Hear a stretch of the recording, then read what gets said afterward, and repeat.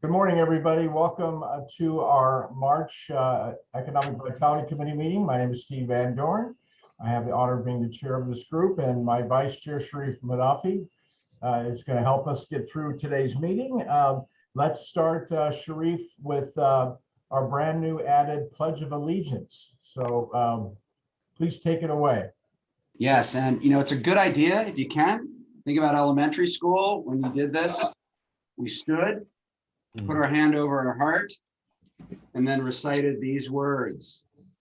I pledge allegiance to the flag of the United States of America and to the republic For which it stands, one nation, under God, indivisible, with liberty and justice for all. Well done, Sharif. Thank you. So can we do a roll call, Lisa, please? Yes, I will go ahead and read the names and please say aye if you're present. Brian Wilson. I thought I saw Brian. He's there, he's muted. I see him. He's Yeah. muted. Okay. Daniel Watson.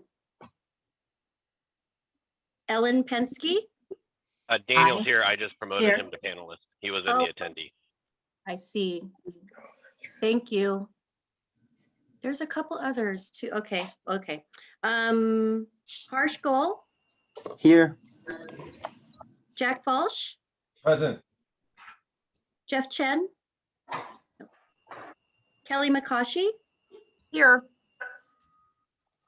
Lee Slim, Michael Lee, Roderick O'Brien, Here. Sharif Madavi, Yes. Steve Baker, Here. Steve Berberich. I see him. He's Steve McCoy Thompson, Aye. Steve Van Dorn, Here? Sylvia Tien, Present. Tiffany Cadret, Present. Tracy Farhad, Here. and Will Dorlick. Present. Okay. I'm glad we're all here. Real quick, Dan Watson's here. My internet cut out. Sorry about that. Thanks, Dan. Welcome back, Dan. Gotcha. I'm glad we're all present and here. That's important. So let's move on to agenda amendments. Do we have any amendments to the agenda, Pamela? Anything to change? None from staff. Okay. Anybody from our committee? No, seeing none. Let's move to the consent calendar. This is a vote for approving the minutes from February 18th. Any I questions move about- we approve the minutes as presented. I second. Ellen's a second. All those in favor? Aye. Aye. Opposed? Okay, abstentions? None? I seeing none? That was easy. Thank you, Mr. Baker. Let's move to public comment. Is there anybody from the audience that would like to say anything to us this morning? Seeing none. I don't see any, right? I did not receive an request to speak. We do have 3 attendees viewing the meeting. Okay, awesome. All right, so I see no public comment. Any public hearings and other matters? Anything in that regard? Public hearings and other matters? Nope. Okay, let's move on to the report that we all look forward to from our council member, Jack Balch. Jack, take it away. Oh, good. It's the highlight of at 7:30 in the morning. So apparently, well, so I should start with I got jury duty. So apparently something's off in the world. So thank you very much, Steve and the EVC. Before I go with the city council update, I just wanted to mention, and Pam and I had spoken about this earlier. I attended an Innovation Tri-Valley meeting, and they had Sunny McPeak on, who some of you may or may not know. She was with Contra Costa for a while as an elected, but she's with California Emerging Technology Fund. And I know how this group evaluated high speed or broadband internet, but one of the things that she was talking about was exactly what Pam had highlighted, which is it's very difficult to get proprietary networks and their information. And so if you think of a paradigm shift, she shifted the conversation away from that and for cities to really evaluate right-of-ways. And do you have right-of-way easements similar to like along water pipes or sewer lines or roadways that then can become your little railroad within the city? So Pam and I talked, and it's a bigger project than what I'm leaving it as now. And I already know we've set priorities as an EVC, but just as a general conversation, Pam and I decided what we'll do is we'll fold it in as they look at future opportunities for economic growth and going from there. And then they could come back, staff can come back to the EVC to talk about opportunities there. So just a real interesting way to think about still doing that general broadband conversation.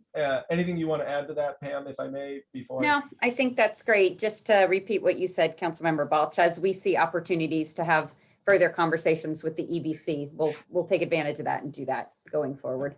But an interesting way of flipping it, because a lot of cities are running up to the proprietary network challenge, right? So if you think about what we do know, we know our roadways, easements, things like that are already of public domain, right? So it's a real interesting conversation.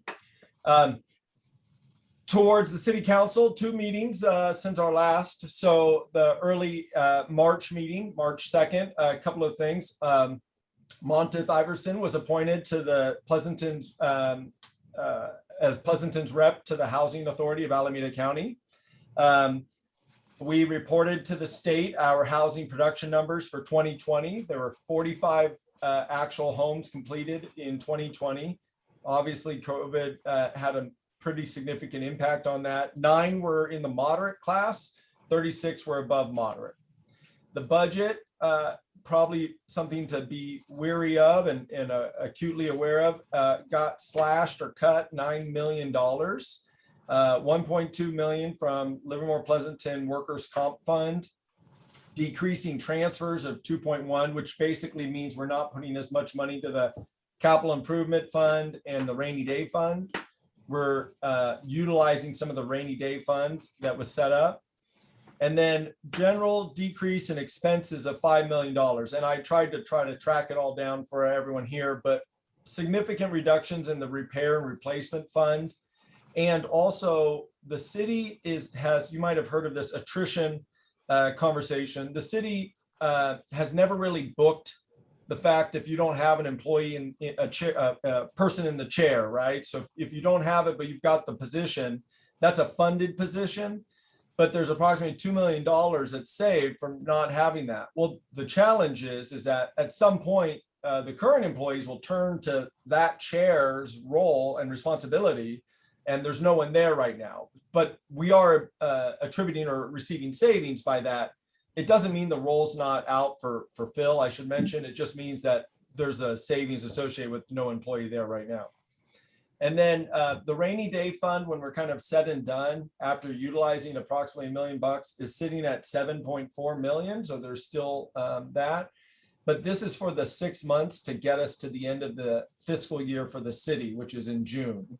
July 1 begins the next 2-year cycle. And I think we've all just got to realize, and I said it at the council meeting, you know, everyone knows when you start to see the economic challenges, you start belt tightening in different ways. And that's what the city has definitely done, and starting to utilize those reserves. And you know, for all of us and all our companies, businesses, and residents, we need this to abate, right? So that we can kind of survive. The other big thing from March, and I shouldn't minimize it in any way, is the Pleasanton, Dublin, and Livermore joined together for Tri-Valley Mental Health.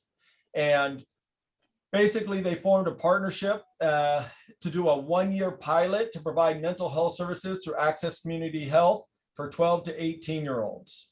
So regardless of insurance status, and we hope it will start relatively soon. I think it's gonna be June or July, but don't quote me there.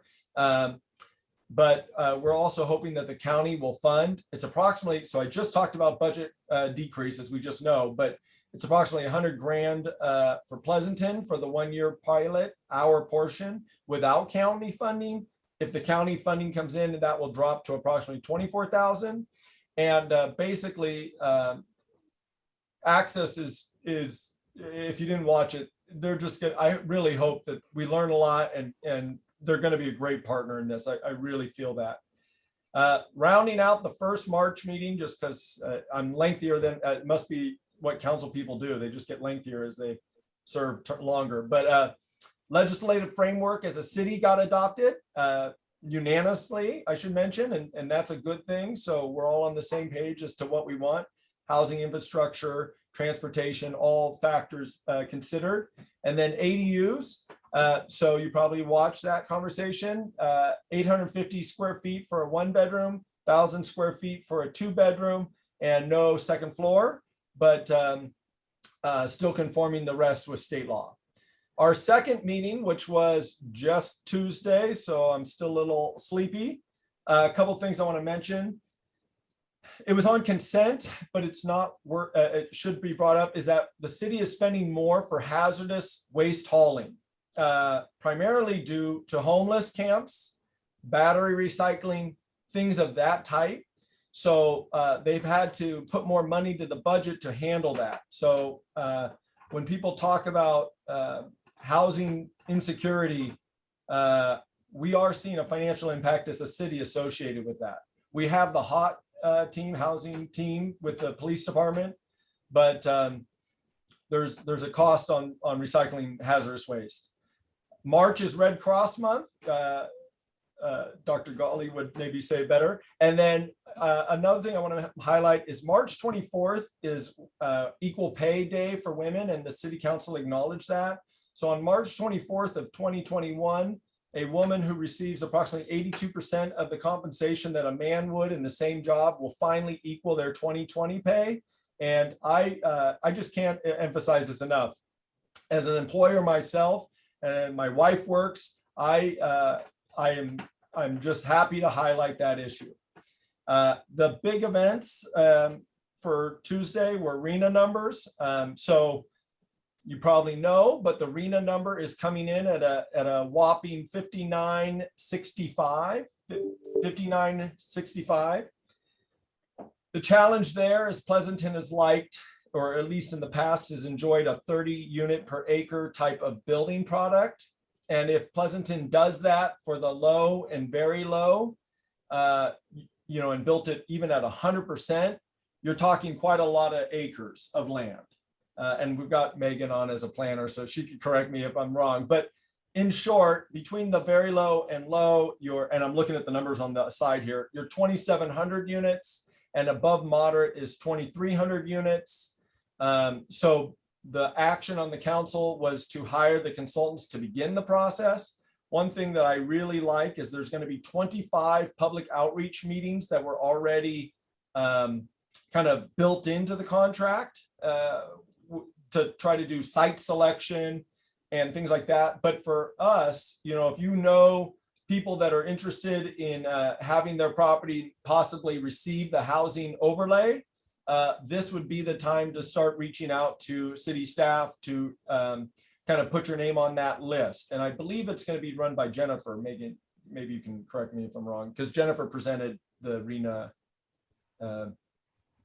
Correct. Jennifer Hagan is going to be the planner. I'm working on the housing element. You might see me in the mix a little bit, or a few other planners, but Jennifer will be the lead. Okay. And then lastly, for Tuesday night was campaign finance.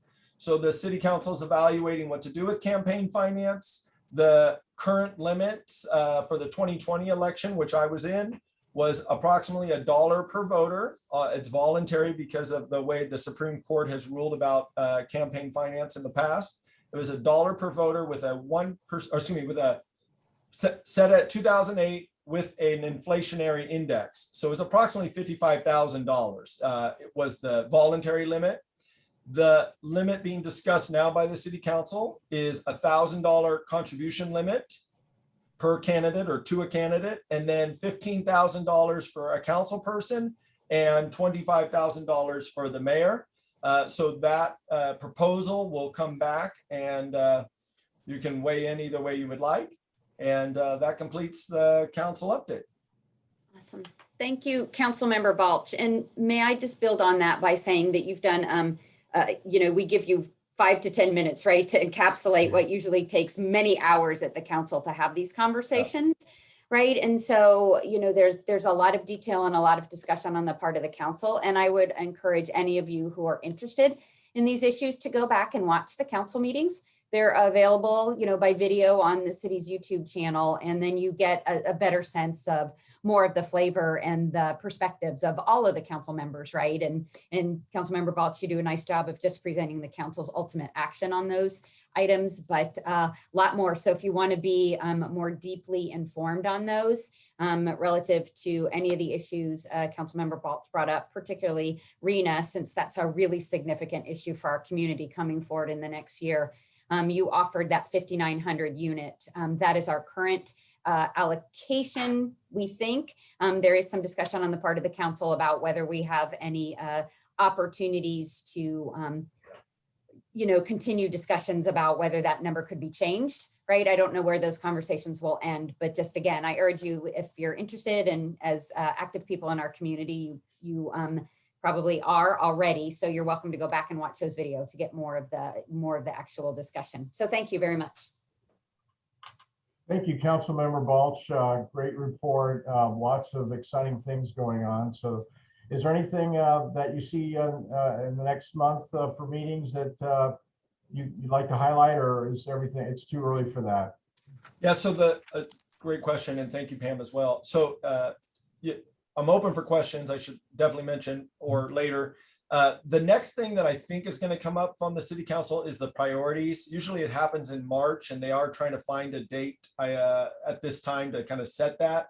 But there's no first meeting in April due to spring break. So we really are, I wouldn't call it adjourned, but until the second meeting in April, I think it's April 16th, 20th. 20th. So, yeah, so between now and then, I think staff's kind of working on the stuff that was matters initiated to bring all those things back. And then hopefully between then and now, we're doing the priorities at some point, which I believe the whole community would be interested in. On a side note, I should mention, and I don't mean to gloss over it, there's a lot of conversation about the airport. People probably have heard about the Livermore Airport and West Las Positas realignment and improvement. So those have not been brought up by the council, but the council's aware of it. It's just those haven't been formally discussed. I guess I should say it that way. So the next meeting's April 20th for the council, is that what you said? Yes. Okay, thank you. Again, thanks for your report. Appreciate it very much. A lot going on, which is exciting. So next unless there's any more questions for the council member before we move on. Ella, has her finger up. I'm sorry, I didn't see your hand there. Tried to put my hand up. Yes. I wondered if there was any discussion, any additional discussion about economic, vitality and what's going on, and because that would be of interest to us. I know that there's funds and things, but was there any other discussions, any things that came up or future discussions about helping the local businesses? Yeah, it's interesting you bring that up because Pam and I have specifically talked about, forward looking and bringing back to this council to give advice on economic challenges. Everyone probably knows the city through Pam and Lisa's presentation last time. They have talked to Planning Commission, because I watched that meeting and gave an update as to all the things the city's doing. But what the challenge was last month and kind of what we're doing hopefully with this group is looking at, coming up with new ideas to look ahead to continue to support businesses. So I would say not specifically, right, to answer your question, not specifically being discussed in that manner, but it doesn't mean the support by all the council members as to what we should continue to do or supporting staff and what they are doing is not, it is ongoing. A quick note to that, we are going to have the COVID recovery at some point, or maybe it's already begun and we hope it has. What do our businesses need in phase 2 now or phase 3, right? And I would actually say this group is, I'm all ears. I think Pam and Lisa are the same and have demonstrated that. So, Pam, maybe you go further. I mean, we've talked about it, right? How what more we can do and ideas and trying to filter up what actually the city can build a program around versus maybe what is for other groups to do, right?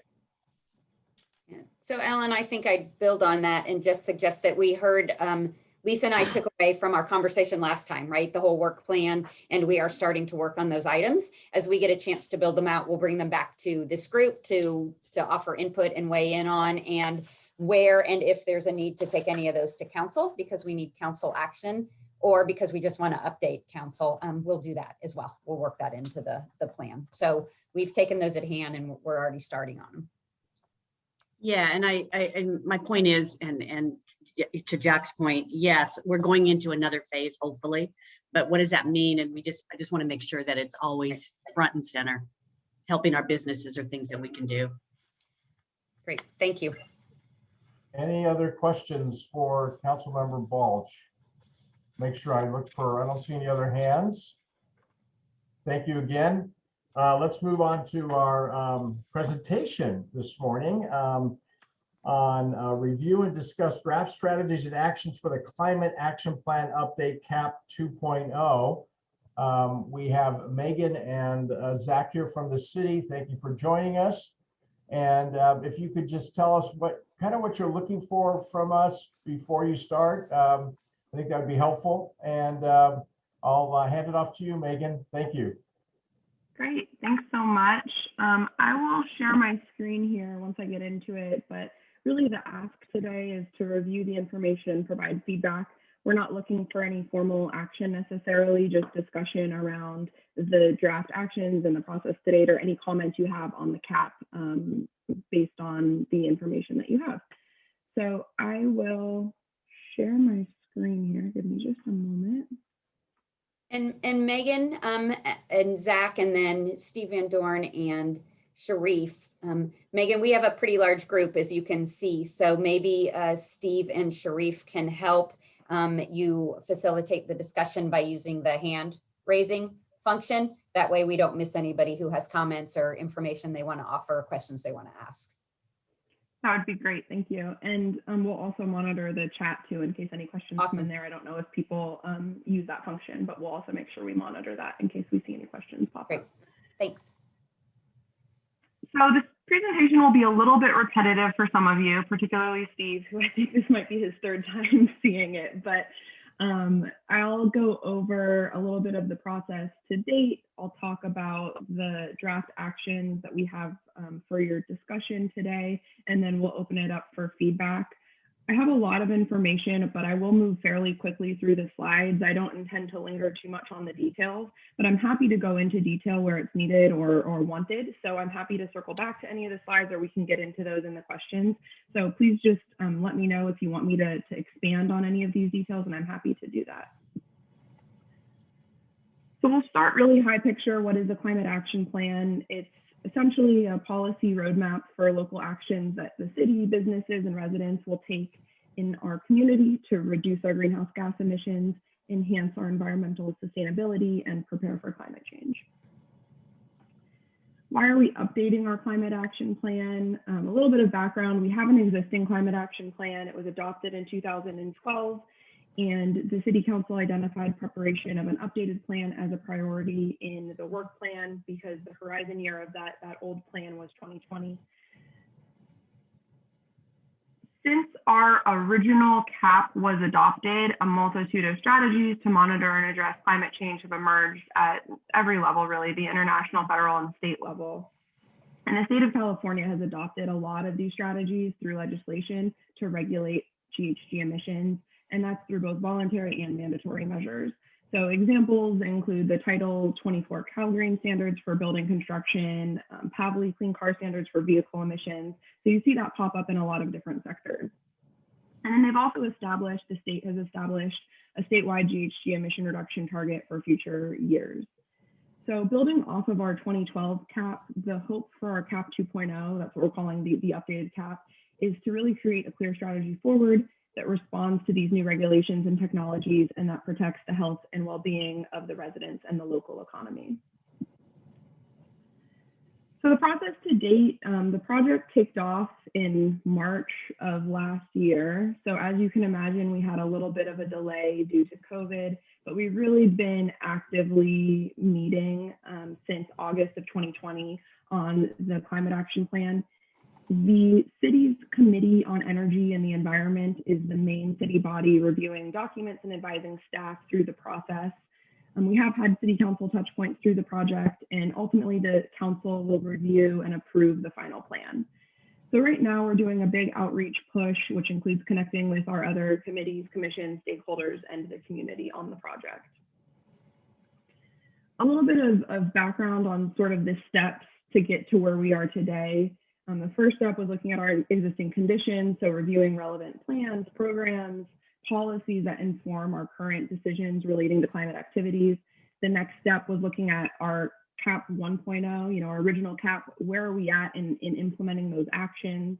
And then taking a look at a climate vulnerability assessment, so climate science and scenarios for Pleasanton, and sort of what are the impacts that we might see here? So warmer temperatures, drought, wildfires, things like that. And then the next step was to set targets for our emissions reductions. And like I said, I'll quickly go through these, but I'm happy to circle back to any of these to get into the detail. But really the first step involved reviewing the regulatory context. So what are the regulations in the state? The next step was looking at our greenhouse gas, our GHG inventory for Pleasanton. Our most recent inventory was in 2017. This shows the breakdown of our emissions, but essentially transportation is our biggest sector. It's about 56%. If you look at just on-road transportation, it's about 56% of our total emissions. And then that's followed by buildings and energy. And then we used that inventory to determine if we met our targets from the first climate action plan. So did we meet our goals? And the short answer is yes, we did in both the total emissions and a per capita emissions evaluation. And then after that, we forecasted out our future emissions. So we did two different forecasts, what we call a business as usual forecast, which kind of assumes you're in a bubble, in a vacuum. There's no other regulations or emissions aside from what happens in Pleasanton. But then of course we know there are other regulations and things beyond our city. So we take all of those, incorporate them in, and we get what's called our adjusted forecast. And then from there, it was really setting the targets. So the committee recommended some targets. The city council affirmed those at one of their meetings, and they set a short-term and a long-term target.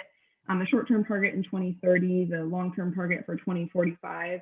But really our goal will be to hit that 2030 target. The 2045 is a bit more aspirational. It's pretty far away. There's going to be legislation changes, technology changes. So we'll need to reevaluate down the road for that long-term target. And the CAP actions and policies that are going to be included are really going to be focused on local action. So we're going to take into account all of those existing policies and regulations that already occur that affect our emissions. And then we'll really just focus on closing the gap between where will our emissions be and where do we want to be. And that's what's displayed here on the slide. I did want to point out that the targets that were set align with Dublin's recently adopted climate action plan, and Livermore is currently in the process of updating their plan similar to us. They're at a similar stage, and it's also the targets identified in their draft plan. So aligning regionally, that will really help us make sure that we can have regional collaboration towards achieving these outcomes. You'll see similar actions in Dublin's plan and in Livermore's plan as you'll see in our plan, although of course the cities have different opportunities and constraints, so those will also be represented in the plans. So the policies and actions that are included in this plan will also be phased over the next 10 to 25 years. So as we're looking at these targets, they're not a year out, they're pretty far out in the future. So that phasing will be balanced with other city priorities in town, and we'll put together an implementation plan to make sure it's phased through that 10 to 25 years. So the next step was looking at a framework for the document. They established a vision, which I can read this. So this Climate Action Plan 2.0 looks to not only reduce Pleasanton's greenhouse gas emissions, but also improve quality of life and public health, cultivate community resilience and adaptability, and promote thriving ecosystems and a vibrant economy now and for future generations. Through an inclusive and equitable process, the CAP 2.0 will position Pleasanton as a regional leader addressing climate change. And then also determined some guiding principles, which are really the initial parameters that any actions included in the plan need to meet. Co-benefits, which are essentially other benefits of the actions that could be included in the plan. And then action selection criteria, which will really help narrow down the actions that are ultimately included in the CAP 2.0. So it kind of leads us to where we are today with a really long list of potential actions being considered for inclusion. The list is really trying to put everything on the table of all the actions that we may include. And it was developed by looking at our existing CAP, best practices from neighboring jurisdictions, so other cities that have prepared climate action plans, input from the public, the committee, and city staff, and then discussion at a series of focus groups that we held. And we did have a business focus group, and it had representation from Hacienda, Bay East Association of Realtors, PDA, Workday, Hines, Go Green, and Chamber. So as I mentioned, we have this really long list of potential actions, and we've put in a little bit of analysis into that to try to get it to a shorter list. We're calling that the prioritized action list. And the way that was identified was by looking at the criteria that were identified. So effectiveness, cost, feasibility, support, equity, and co-benefits. It is a qualitative assessment, and it's based, we have a consultant that's helping us, and it's based on their professional experience, available literature, peer, case studies from peer cities, and then the outreach that we've done to date. And really the goal is to come up with a achievable quantity that we can then put through the next round of analysis, which will be a quantitative analysis. So in that really long list, the attachment that's in your agenda report, the high priority actions, those are recommended to move forward to the next step of analysis. And then the low priority are recommended to be removed from consideration unless they're flagged through this outreach process to continue on to the next step. The list is draft. It's at a really early stage. It can be expanded, reduced, refined. So that's part of what we're hoping to do with this outreach process is get it out there and see what the comments are and help us refine the list that goes on to the quantitative analysis. Following the outreach process, we will go through this quantitative analysis. We'll look at projected costs, greenhouse gas emissions, and then that cost benefit analysis will really help the committee and ultimately the council determine which actions are best to include in the CAP 2.0. The actions are categorized into a variety of sectors, including buildings and energy, transportation and land use, materials and consumption, natural systems, water resources, and community resilience and well-being. And within each sector, there's a goal, strategies, which are kind of a high-level approach to achieve the goal, and then specific actions to help achieve the strategy. So for example, the transportation and land use sector has a goal to reduce GHG emissions from transportation and enhance community mobility. The strategies are advanced vehicle decarbonization, advanced active, shared, and public transportation, and advanced sustainable land use. And then there's actions within each of these strategies. So in the agenda report provided to you, we identified about 10 key actions to focus on. So that way you don't need to review all 200 actions currently on the table or even all 50 of those high priority actions that we identified. You're more than welcome to look at the complete list, but it's a little bit unmanageable. So we tried to highlight 10 key actions for your group to look at, though I will take comments on the whole list if you have them. So these are the key actions that we identified for you to take a look at. And this is just a summary of the actions in the agenda report. It has the full detail of the action. So I'll read through these actions here. So we have adopt an all-electric building code that limits development of new natural gas infrastructure where economically feasible. Develop an existing building electrification plan to encourage the transition from natural gas to clean energy. The plan will include a phased approach that incorporates outreach incentives and regulations. Maintain clean electricity as the default energy choice for East Bay Community Energy to ensure the community continues to receive zero emission electricity. Work with Stop Waste to promote participation in waste reduction and reusable programs for businesses, partner with existing businesses to develop materials and incentives to reduce their carbon footprint, collaborate with employers to provide incentives to encourage alternative modes of travel and reduce single occupant vehicle use, research and develop a curb management program that promotes car sharing, carpooling, biking, and other transport options through curb and sidewalk infrastructure, update our municipal code to require bicycle amenities for new commercial developments of a certain size, partner with transit agencies to improve access to and from transit and destinations in town. So for example, from BART to Main Street, and allow businesses to offset parking count requirements for discrete uses, which are businesses that share parking lots and have complementary operating hours. So that's sort of the short list that we've identified. And you'll notice on here, there's high priority and low priority noted. And again, that's just to identify which actions we're saying should move on to the next step of analysis.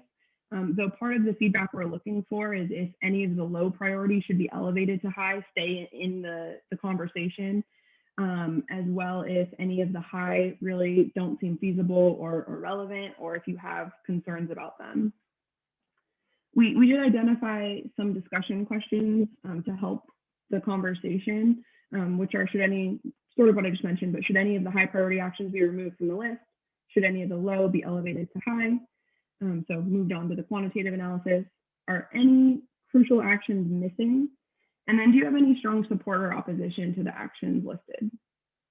And I did want to just mention that, I'll go back to this slide really quickly, but for a lot of these actions, we need to do a lot of evaluation before they would actually go into effect. So for example, if you look at the first one, the all electric building code, that would take a lot of steps, right? It would take further research and outreach. We would need to determine REACH codes, they need to be cost effective. So we would need to do a lot of analysis here to evaluate the cost effectiveness in Pleasanton and decide, which building type should they apply to? What exceptions should be built in? For example, biotech and research and development that might need natural gas to conduct their business. So they would be exempt from complying to the codes that we adopt. So just keep that in mind as you're looking at this list. That's pretty much all I got. I'll let you know next steps. So we're going through this outreach right now. We'll review the results of the outreach and present that over to the Committee on Energy and the Environment. And then they'll advise us on which actions to move on to the quantitative analysis step. And then the quantitative analysis and actions will be provided to the City Council in summer. And then a final list of actions will be included in the draft cap circulated in late summer. And then ultimately the City Council will review and act on the cap, and our anticipated goal for adoption is fall of this year. So there'll be lots more opportunities for feedback as we continue through the process beyond today and beyond, this step of the process. This is just kind of the first take at these actions. And then I also wanted to share, we're holding a community workshop on March 25th at 5:30 p.m. That will be another great place to continue this conversation if you're interested. So we'll share the registration link here today, and we hope that you're able to join us if you have any interest in continuing to talk about this topic. I think that's all I've got. We have a project website, we have videos. Amador and Foothill actually created some great videos for us you can view on our website.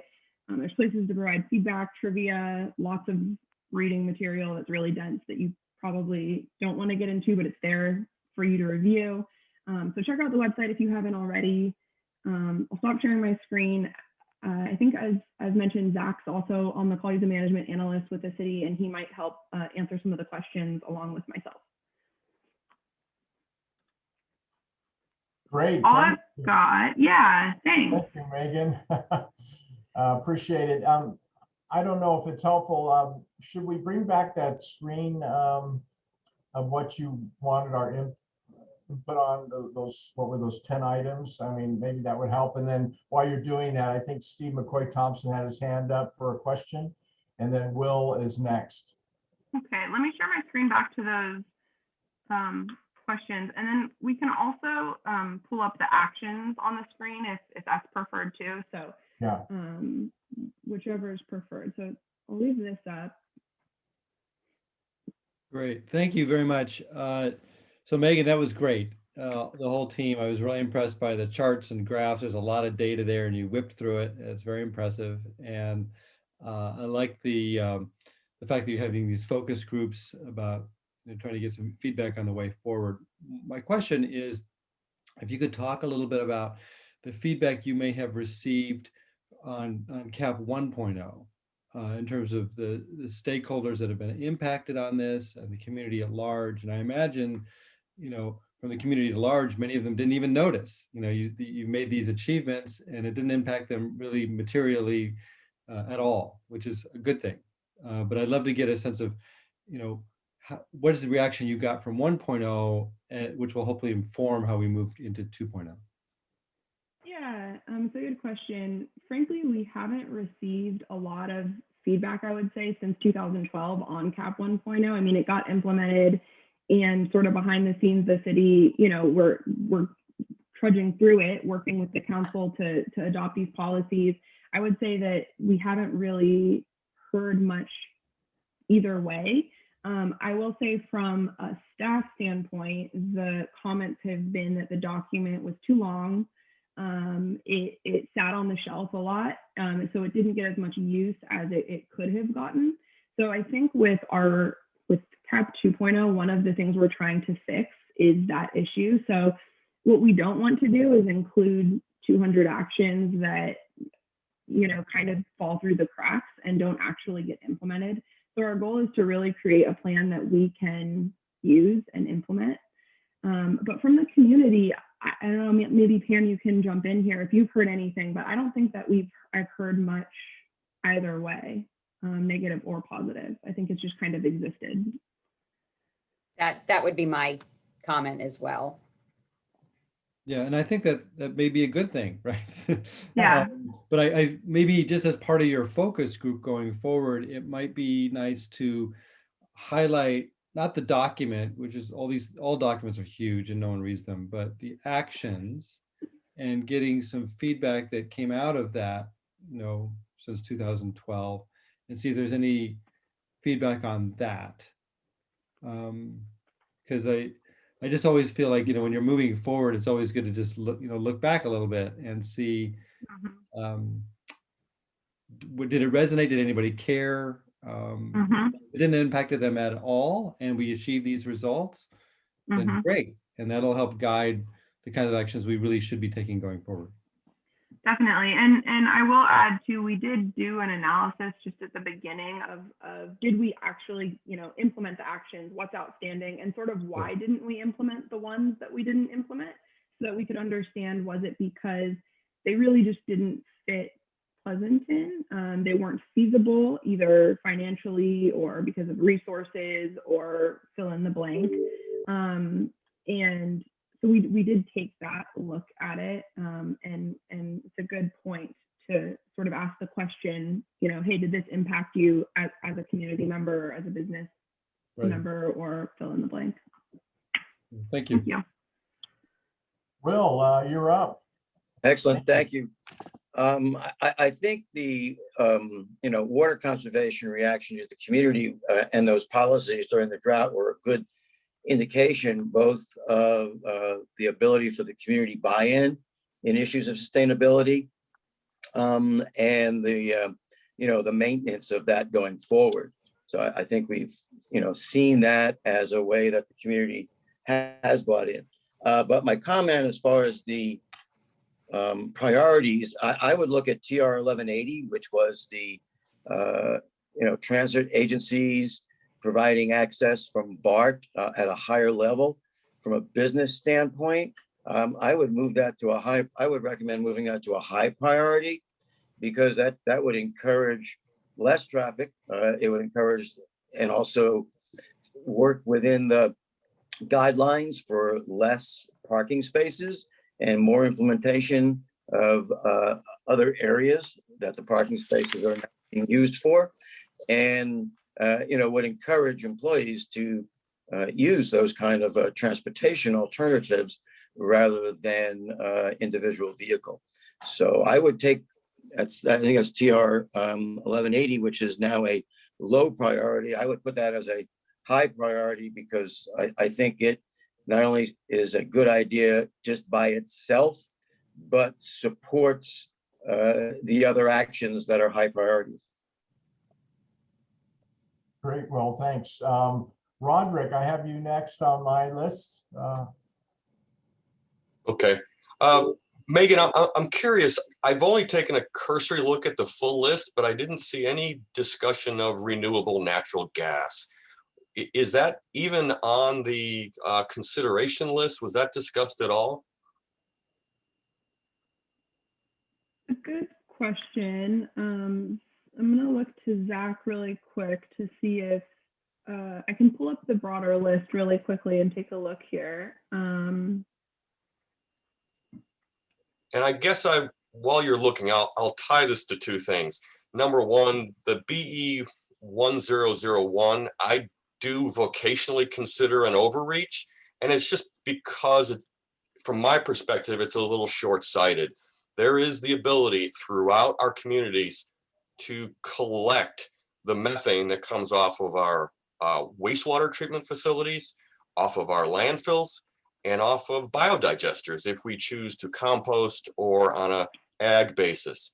And that potential fuel can be put into our pipelines. We can use that with existing infrastructure. And to suggest that we're going to abandon that infrastructure completely and not even consider that sometimes seems like, it just seems short-sighted. It seems like we have blinders on sometimes when we all talk about going 100% electric. Okay, noted. I will say that PG&E and East Bay Community Energy were at one of our focus groups that we had, and I don't recall them bringing this up as something that was feasible, but I will connect with them and we'll take a look at it. And I guess because the other one, waste recovery implementation plan is considered a low priority. And I assume that's either from a cost basis or somebody has determined it doesn't have a great deal of impact on reducing greenhouse gas. But I would say anything that we have complete control over as a city, like collecting the waste and handling it at the substation, that's always a possibility that you could collect, install a biodigester, and locally, we could produce our own renewable natural gas. Thank you. Oh, right, Roderick, thank you. Great suggestions. Let me see. Thank you, Megan, for that answer. Anybody else that we haven't heard of for a while? Daniel, Sylvia, Mr. Baker, any comments, questions that would be helpful for this process? Sylvia, oh, you got your hand up. Thank you. Great. Hi, Steve. Thank you for remembering that I'm always wanted to say something. So from the plan, I did notice that maybe in the future, the trend, according to this action, is that a lot of buildings and properties will tend to be guided into all electric building, reduce of new, natural gas, and maybe welcome more solar energy. So I'm thinking of is that there's a chance to combine these trends and to our city's responsibility to build new new properties. When we build new properties using those as a code, a new code, to enforce that we have better carbon footprint in the future property building. So I'm connecting what Jack just now talking about, the buildings in the future and about your draft plan. Is that the direction or trend that we should think about more? I think that's that's a great connection, and that's a good point. And I think, and Zach, you can correct me if I'm wrong, but I think one of the actions does speak to municipal construction, sort of following those same trend lines that we're asking for. So that's a great point. Thank you, Sylvia. Any other, I don't see any other hands up. Oh, Tracy, yes, good. You're on. Thanks. I was just waiting. I didn't want to, I wanted to learn from the experts on the call here today. I cannot speak to what Roderick just spoke to, but I wanted to echo the BE 1001 from electric, gas all electric. There are a lot of industries, and it's funny because you were mentioning the bio and as far as needing, but in my mind, I went straight to all the restaurants and the fact that there isn't a single chef who ever wants to cook on electric only. So for example, that kind of industry. So that one concerned me. Also just knowing, is it only new construction versus old? If it's all new construction, we would have a real issue with keeping that balance between those types of businesses that are out there.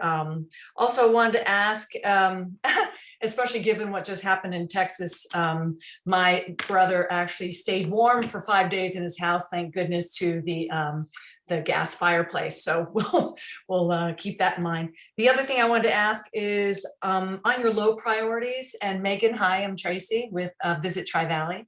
On your low priorities, are they all pretty much already happening? So like MC 1121, 1048, I think they're important, but maybe it's something that they're low priority because they're already in existence, or these programs already happening. So that was my question. And then last but not least, because you already addressed 1180, I wondered if it too was already in existence. I'm concerned about the bike facilities, which I thought was great. You've got offset parking counts, and I'm just worried about the parking situation. So I wanted to find out the parking credits and what that would mean, like how many can qualify for that. There have been real issues in other locations that lost too much parking. And just wanted to say to the group that Visit Tri-Valley is very aware of needing responsible travelers. We've all heard about a lot of over tourism in areas that have a lot of green open spaces, and we certainly want to keep those where we don't have to add more money. Councilman Balch mentioned about what it takes to clean up for those areas. So we've added that into our business plans for sustainable tourism. So thank you. Those were my questions. Thanks. And I'll try to address them. Please let me know if I missed something, or if you want me to elaborate on any of them. So B1001 is just for new construction, but B1164 is sort of getting at the existing building stock. So how can we incentivize and encourage people to move toward electric? And then, so it's sort of getting at both, but in a little bit of a different way. We wouldn't ask all existing buildings to just change to electric tomorrow. That would have to be more of a phased and incentivized approach, I think. So that's sort of, I think, was question one. And then B1001, you mentioned restaurants. So that could be another industry that we look at and potentially including exceptions for. I think that specific action would require a lot of outreach with the business community and understanding the needs there before we move forward with anything. I'll note that for that action, it is included in Dublin's recently adopted plan and is in Livermore's draft plan. We just met with Livermore and Dublin on Monday to talk about this specific action, just to get an understanding of like, how are they viewing, because they're a little bit ahead of us in the process. So how are they looking at REACH codes, and are they applying it to all building types? And, how are they evaluating it? And we're going to continue to stay in touch with them and have conversations as they move forward with their update process, so that we can try to align regionally with what's being done, so that what you get in Livermore in terms of what you can build regarding electricity is similar to what you get here. So we'll try to keep an eye on that too as we move forward. And then let's see, you mentioned the offset parking count, so TR1159. So our code really specifically, this actually exists in our code, but it specifically outlines that you can only do it in certain districts. So you can do it in a few of the districts, but it doesn't open it up to to sort of all of the commercial and industrial districts. So our suggestion is to allow it to apply to sort of all the zoning districts where you might get commercial or industrial.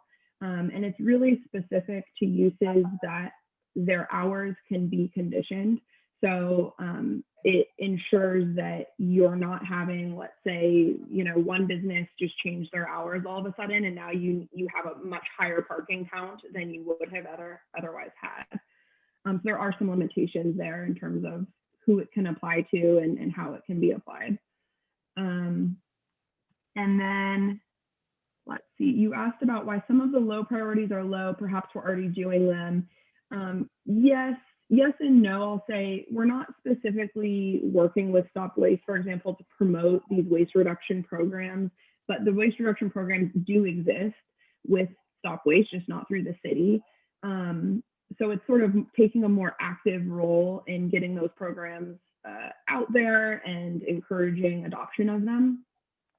But it's a low priority because if you actually look at the effectiveness of that, like how will that affect our greenhouse gas emissions? It's pretty low. It's already a low sector in our total emissions, and then it's voluntary and only will affect a small group of users. So in terms of value for doing that action, we determine that it's probably low. Not attached to the transportation which was such a huge piece. Exactly. Transportation and buildings and energy, the biggest pieces. So when you're looking at, effectiveness, if you're looking at value and cost benefit, you really see that coming through in those two sectors. Not to say we should ignore the other sectors though, and we need to have, actions balanced across them. But when you're looking at value, it tends to fall a little bit lower. Thank you. And also just to add there, hi everyone, I'm Zach Rada. I'm a management analyst with the city manager's office. Another alternative that a lot of cities are looking at to replace the gas stoves for restaurants or for residents is induction cooking and induction stoves. And we are starting a induction cooktop lending campaign in Pleasanton. In April, we'll have 2 induction cooktops, which we'll lend out to residents so they can try them out for themselves. And with regards to the renewable natural gas, there are state goals of carbon neutrality by 2045, and I just don't think that with these goals in mind, it's possible to put everyone onto renewable natural gas in the city. So I think there's got to be some electrification as well as we look forward and try to meet those long-term goals. Thank you. Megan, Tracy, did you get everything answered there? You had like 15 questions, but that's okay. All right. I did my homework, Steve. I did my homework. You did, yeah, I'm impressed. Very good. Kelly, I had her next. Kelly, please go ahead. Sure. This is more observation or comments for the BE 1164 in terms of the plan for, pretty much basically the clean electricity and incorporating incentives and regulations. I wanted to confirm, does that incorporate the use of electric cars? So we have a different action. It's not included on this short list, but that's an electric vehicle plan essentially for the city. So looking at evaluating where we have chargers currently, where are there gaps, where do we need to install them, and then encouraging an expansion of our EV charging network, where it fits in town. And then there are some specific actions to target, like getting EVs in the mix and replaced with gas vehicles. So not covered in B 1164, but covered in the climate action plan in another spot. Somewhere spot. Okay. Well, wherever that part is, I would just recommend some sort of outreach communication with within the community with young adults. Keep in mind, I'm looking at the lens from the school district, but we have a lot of young drivers who may be getting cars, and that messaging about walking or biking or use of electric cars as we have young drivers into the community. It's just an observation point. Really more about communication outreach into the community about that. And then same point to MS 1121. I know it's a lower priority, but I know the school district does have a recycling plan. But maybe perhaps having a conversation with the school district with the Stop Waste program and how the schools can help support that collectively in partnership within our community. Thank you. Great. Thank you, Kelly. Sharif, I got you next. Great, thank you. Well, thanks for all this information. It is a bit overwhelming. And when I see all of this, I think that there's so much data that the typical citizen, if you were trying to expose them to this, would just get overwhelmed and just kind of say, you know what, they'll be paralyzed because there's so much going on. So to that end, Megan, I want to ask, how much of this requires kind of buy-in from the community? And in the context of just our overall economy, right, which is generally 2/3 driven by consumer spending, 1/3 by business spending. Is that the kind of a similar balance that you see here? You need kind of 2/3 kind of residential support, 1/3 business, or is it more 50-50? If you just kind of comment on that. And then lastly, are there other cities that you look to, and I don't mean Livermore and Dublin, but others that might be further along the road that you think are doing something like this that could serve as a role model for us to look at? Yeah, thanks for the questions. I'll start with sort of the balance of actions in the plan. I think that it's pretty equal between community, business, city. There's some actions that are specific just for the city to take on. There's some that are specific for the residents and some that are specific for the businesses, but I wouldn't say that it's unbalanced in the 2/3, 1/3. I think it's more balanced than that.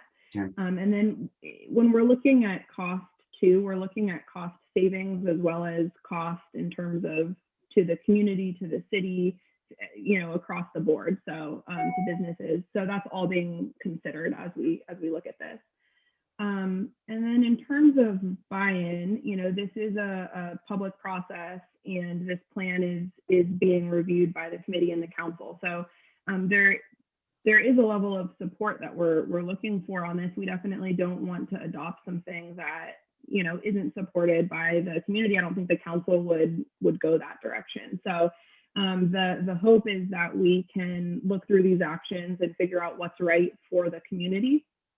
And if there's things that aren't right, then we look at either removing them, rewording them, or finding out, how we can move forward without them. So I think support is important, but ultimately the council will be the ones that determine, if there's enough support to adopt the plan or not.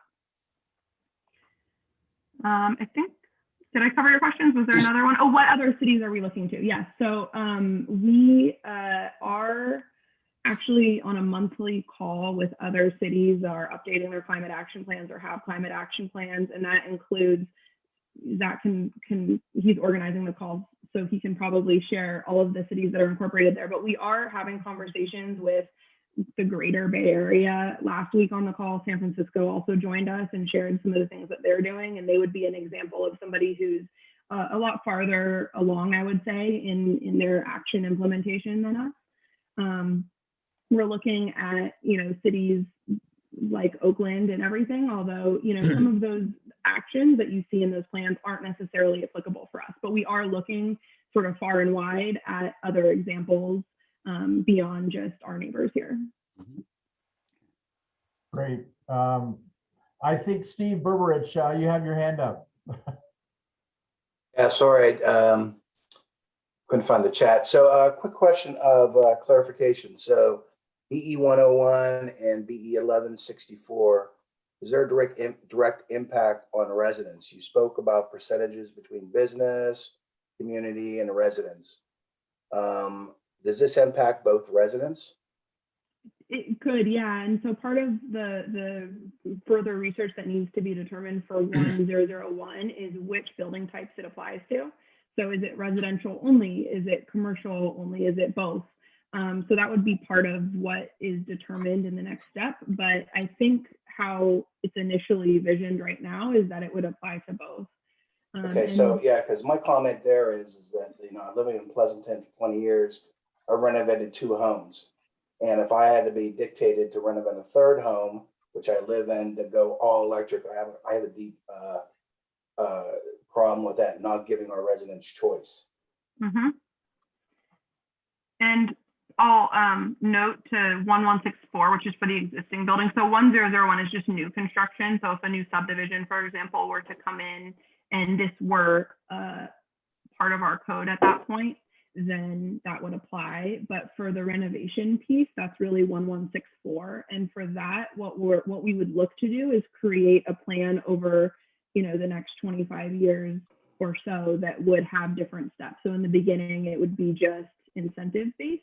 So if you were to renovate your home, you wouldn't be told that you cannot do, gas or electric. Okay.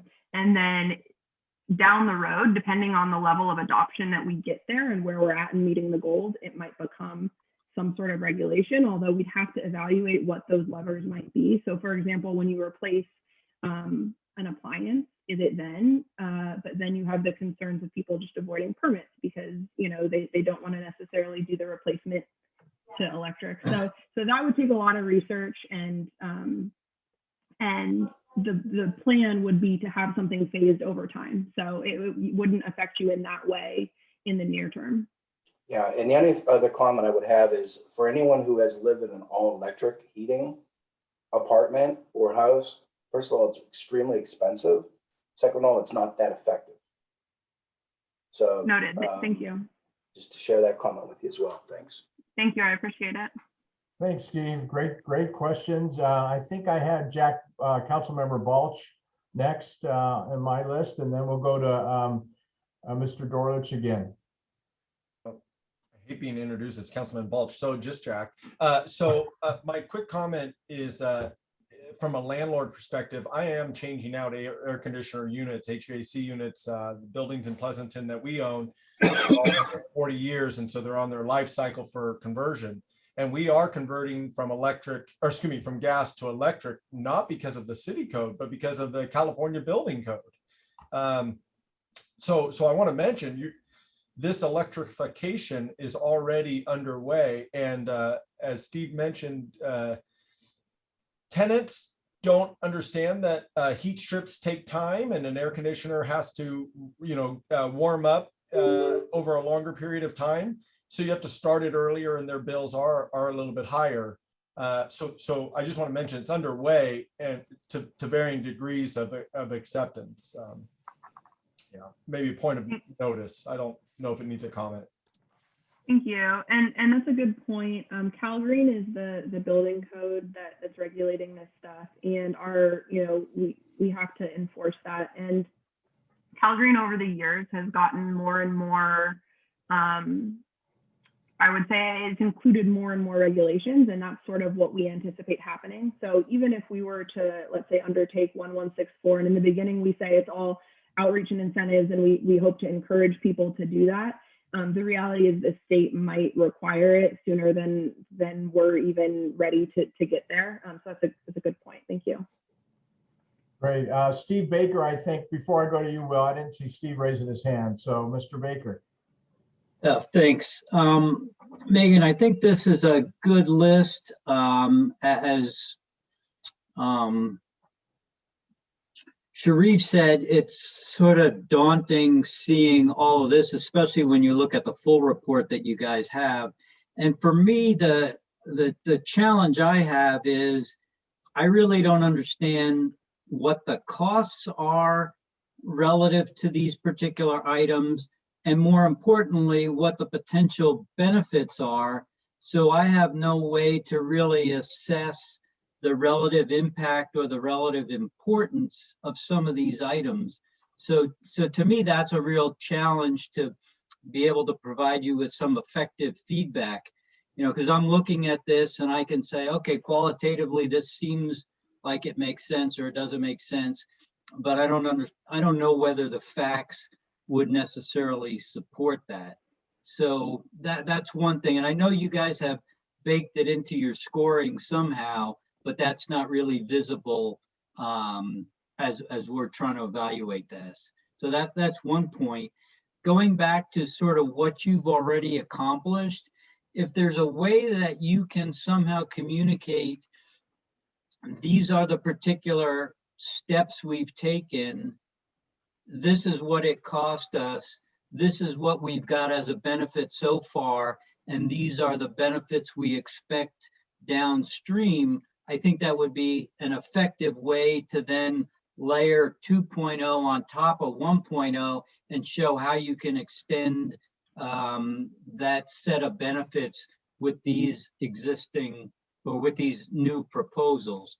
The third point I'd make here is on the BE 1164, the electrification of existing buildings. Again, I have some concerns about that from the standpoint that the existing electric infrastructure seems to be pretty frail given all the problems PG&E has. So to push more of our energy dependence on that frail infrastructure seems like we're putting our eggs in a basket that's not necessarily the most safe and secure. So I was curious as to why 1166, the regional electricity grid improvements, was a low priority, and it looked like it was its effectiveness score. And I don't know what was driving that, but it seems to me, in order to be able to really push 1164, you've got to have 1166 in play to be able to support that. And then the last item that I would mention is, you know, as you pull this all together and you're ready to roll it out or try to engage the community to get commitment, I think your marketing plan should really focus on sort of communicating to the specific constituencies what you expect them to do. So from a city perspective, these are the actions we're going to take. From a residential perspective, here are the actions that we'd like the residents to take. And from a business perspective, here are the actions that we expect, you know, the businesses to take. Because right now it's sort of a hodgepodge all mixed together, and it's not necessarily clear what each constituency needs to own. And so I think that needs to be very clear in communicating and rolling this out. Thank you. Those are great comments, and I sort of want to address some of them, and some of them are just noted for communication as we move forward. In terms of, you know, you're correct, it seems daunting. There's a lot of actions in there, 200 plus, which is why we tried to identify a few for you to look at. As I mentioned, this is sort of the everything that we could consider. The list will be reduced before we go to the quantitative analysis. That's kind of the point of this outreach, is helping us reduce the list to a point where we can now get you that cost benefit that you're looking for, right? We can't do that to all 200, it's too costly. And the reality is we're not going to implement most of them. So it's getting that list to a point where we can do the cost benefit analysis. And then from there, you know, it's getting it to an even more manageable list that's actually included in the plan.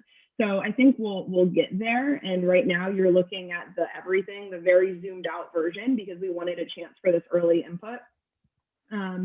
And then the other thing is to keep in mind that it is all phased over the next 25 years, 10 to 25 years, right? So we're not looking just a few years out. This is a long range planning document. So there is going to be a lot of information in there, and communicating it well is going to be important. So I appreciate all of those notes about ways that we can communicate it to the community as we get to those points of the plan. We are going to put together an implementation and monitoring plan as part of this, where it will identify exactly what you were asking for, which is, you know, who's responsible for what, and more specifically, if it's not the city and it's another, you know, entity like PG&E, it's identifying them there and making sure that they're on board as well. And so you'll see that more, I guess, more to come is what I have to say on that. And then part of the implementation monitoring plan will be to actually keep track as we do the actions, have a way to track them and track how they're affecting our emissions. Because with the last plan, we didn't necessarily have a way to say, hey, we checked this off the list, now what have our emissions done? So we're trying to build that into this one so that it's a lot easier to see, you know, what we're doing and how it's making an impact on the community, you know, with our emissions. So more to come there. And then in terms of 1164, you mentioned concerns about the sort of frail infrastructure system, you know, pushing to electric. I will say PG&E also is our gas, you know, they are the gas infrastructure as well. So they're covering both the electricity and the gas. But part of 1164 is working with PG&E and East Bay Community Energy to identify what's our capacity at in terms of electricity. And if we're pushing toward electrification, do we need to increase our capacity to make sure that we can cover it? So it's really evaluating that energy use and making sure that we don't get into a situation where we're generating more energy than we actually have to distribute. So that's part of the plan. Yeah, on the gas side, though, I can't ever remember a time where my gas went out. I have my electricity probably goes out once a month for, you know, some period of time. So I think there are very different infrastructures. They are, and part of this plan too, I didn't include this on the short list, but there's some actions about battery storage and increasing our resiliency so that when we have the power shutoffs or just a regular power outage, that there's a little bit more resiliency across the city for us to maintain our power. So those are included in the conversation, which reminds me, you had asked about 1166, which was improvements to the electricity grid. So the reason that one is recommended as a low priority instead of a high is because it's largely out of our control. So we can work with PG&E and we can work with East Bay Community Energy, but ultimately, you know, PG&E needs to build the infrastructure. So I think it ranked too low on the, you know, feasibility front and the implementation front of, you know, it's not the city that's building it. So it's a little bit out of our control. And so we were trying to focus on things that we can actually, you know, do. But that doesn't mean it couldn't be elevated. So if you think it's one that we should elevate and include in the conversation, I can absolutely make a note of that. Well, I think it should be a priority for the city to push, as well as push through other political supporters above the city at the county level and the state level. Okay, we'll note that. Thank you. Okay, we're running out of time here. And I've got Steve McCoy Thompson and Pamela has a hand up. But before I get to them, Steve, let's see, did anybody, Daniel, Tiffany, I haven't heard from you. Any comments that you'd like to make before we close this very important issue and get to Steve and Pamela? Nope. Can we just chime in? Yes, please. Yeah. Thanks, Steve, for mentioning a lot of my questions were addressed previously. I think Steve made a really great point, noting the fragile infrastructure that we've seen, especially with last summer being a great example where a lot of us lost power very frequently and for long durations. So it's a little bit nerve-wracking to think of being very reliant on that without it being improved. So I'm glad to hear that there's some push to do that. Another thing that comes to mind is solar and where that kind of fits in to this kind of plan and how maybe we tap into it when we're looking at 20, 25 years down the road. So I don't know if that's part of a larger conversation or if we can have time to talk about it. Yeah, it's definitely included. Thanks for bringing it up. So in the buildings and energy sector, one of the strategies is about renewables specifically and focusing on solar. So there are actions that speak to it, and I can try to pull those up here to share them with you, but it is part of the conversation and part of this plan.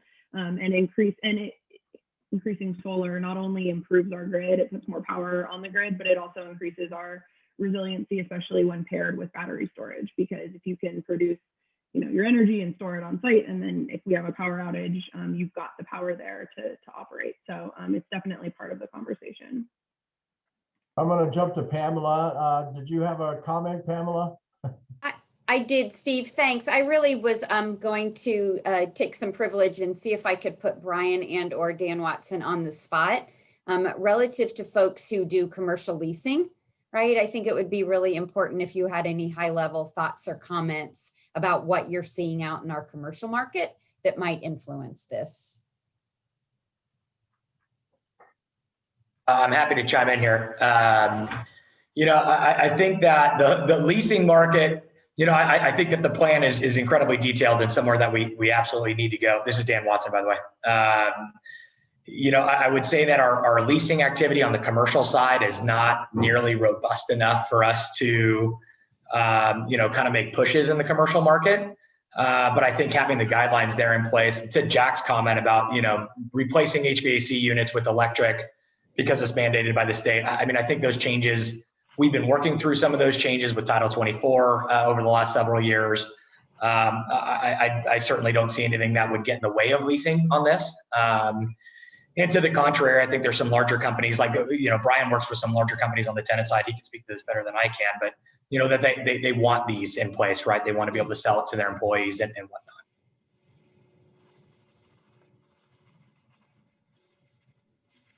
I don't know, Pam, does that answer your question? You want me to go on? No, it does. Thanks, Dan. Yep. I appreciate that. I just, and Brian, if you had anything to offer, I just thought it was an important question to ask as part of our, thinking about the business community. Yeah, I mean, I guess it's to say, I don't want to oversell that. I think we all believe that Pleasanton is a great place to work and there should be more companies coming here, but I also don't want to oversell that activity is all that great these days. Yeah. Not yet anyways.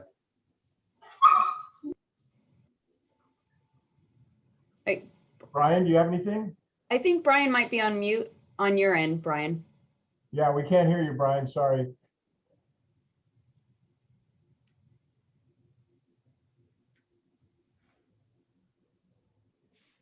Now he's muted. It shows you're muted, Brian.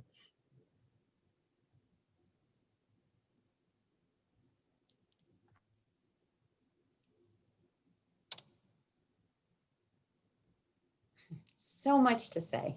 Yeah, I can speak for Brian and say that the internet service in our neighborhood is sometimes spotty. All right. We're pretty much neighbors.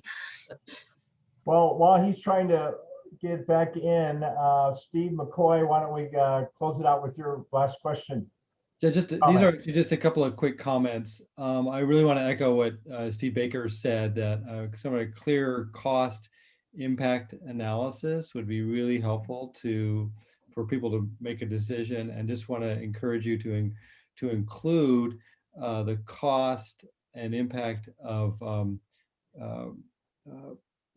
battery, the batteries, and that those the lifespan is limited and then they have to be disposed of, and there's a cost and an impact to that. And then secondly, I think that as you're rolling this out or making recommendations to roll it out, just try to have a nuanced approach that I think that both businesses and residents feel one way about converting HVAC. That's one thing.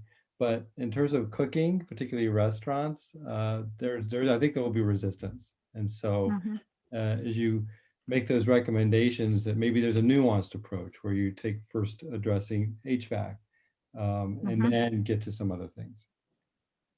Thank you for that comment. That can definitely be incorporated as we move forward with those. And those action, development as we move forward will be done, at the council with the council's eyes on it. So there'll be lots of opportunities for feedback when things are actually getting implemented. Thank you for that. Steve, real quick, I just want to note that Zach included in the chat a link to the March 25th workshop. And also there's a link on the city's CAP, the 2.0 project, the webpage, and both of the links are in the chat. Yeah, and please share the workshop invite if you know people in the community that might be interested, or sharing it across your networks. We're really trying to increase the participation in that and get the word out to as many people in the community as we can. So we encourage you to attend if you have any interest in attending. Although since we've had this conversation, perhaps it's just sharing it across your groups. But you know, please do share if you can. And so as we started this conversation, we jumped right in, you all, and we did not do a great job of letting you know who Zach and Megan were as part of our team here at the city. Sorry. Sort of assumed everybody knew Megan. Zach introduced himself as a management analyst in the city manager's office, and Megan is one of our team here at the planning division at the city and is helping to run point, since the planning division has a big role in this. And so just by way of making sure that you know who they are and how they intersect. But this is really a interdepartmental city broad effort. So they happen to be leading us along. So thanks, Megan and Zach, appreciate that. Thank you. Sorry I didn't give my title at the start. Nice to meet you all. Thank you, Pamela. Thank you, Megan and Zach. It's been a great discussion. I think we've hopefully provided you with some great feedback. Many of the things I wanted to say were said, and then we'll be seeing each other tomorrow. So I look forward to continuing the discussion with some of our business community members. So moving along, we're a little behind schedule, but I think the next item on my agenda is to receive economic development information updates. They were included in your packet. Oh, sorry, Lise, go ahead. No, I was just going to say that just included in your packet, we included the actions of the zoning administrator, as well as the link to the state of the city, which was last week. Our Mayor Brown did a presentation on that. So if you missed that, there is a link to the video included. Great, thank you. And then the last item is matters initiated by the Economic Vitality Committee. Anything anyone else would like to bring up for a future meeting, or any questions that weren't covered today? The only item I'd like to bring up is I think we all may have heard that Baroni's Restaurant is being considered for a project here coming up with, I guess the Planning Commission will be reviewing it on Tuesday. And so they're looking at hopefully building some townhouses there. So it's, interesting project. But anyway, if you're interested, tune into the Planning Commission meeting. And that's the only note I wanted to make before we close our meeting out. Any other? Steve, may I, to build on your comment, just for everybody's reference, thanks for mentioning that. The Planning Commission agenda is available on the city's website. So if you wanted to see the entire packet with all the information, that's there. It'll give you date and time and a way to participate, but all that information's online. And they meet on Wednesdays. So Yeah, Wednesday, March 24th. Just thank you I want to clarify that at 7 p.m. So that's all I have. Mr. Co-Chair, do you have anything, Sharif? Are you still with us? Yes. Maybe not. Okay. So I guess we will close our meeting. It is 9 o'clock on the dot. Very good. Thank you all for your input, and you all have a great week. Okay, great weekend. Take care. See you next time. Thanks, everyone. Thanks, everybody. Thank you. Hi, Steve. Do you still have Steve Van Dorn? Yes. Mr. Van Dorn, do you still have a few minutes? Just now I raised hand. I wanted to input some about the restaurants, especially, restaurant across the board. If we wanted to have anything like electrify things, Sylvia? Sylvia, may I interrupt for one moment? We're still recording because we're on the Zoom call. I wonder if maybe you and Steve could have a conversation either by phone or by Zoom after this. Maybe you guys can connect just so we can end our Zoom recording so it doesn't when we produce it. Yeah. So may I please have your